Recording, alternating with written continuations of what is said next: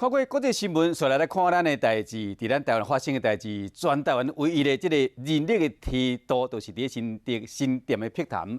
较早呢，无吊桥的时，拢是呢透过人工梯度来运输这个两岸的居民。梯度人叫李清，伊用这个单桨爬这个船，不管是好天、落雨、歹天，拢总伫做事。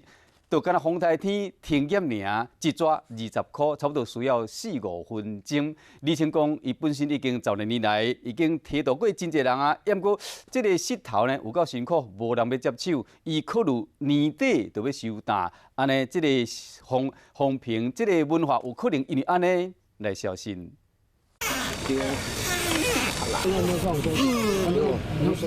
过头有38度的气温，梯度的船老大的李清用单桨载10外游客要过新店梯。这船上真累，这船上超过40。实在有够早，规身躯重汗，这是全台湾唯一的人力的梯度船顶的大人囡仔，真侪人拢是头一摆体验。好玩，很有趣啊，小朋友都没有做过。特别来的感觉很好啊。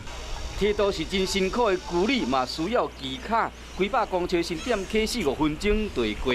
对了风台天，伊差不多规年拢无休困，一抓20块，20多年来拢无起价。假日观光客较济，不过平常时差不多拢无人。没有这种工作很辛苦了，这种穿越车没有人会接。 李清老爸嘛是做这道的，伊一做就是16年。渡口挖新店客碧潭风景区，甲这碧潭天高船游客遮济比较起来，梯度画面看起来真孤单。李清讲，伊体力挡袂牢，考虑年底就要收单停业，这个特殊的人文景观有可能会行入历史。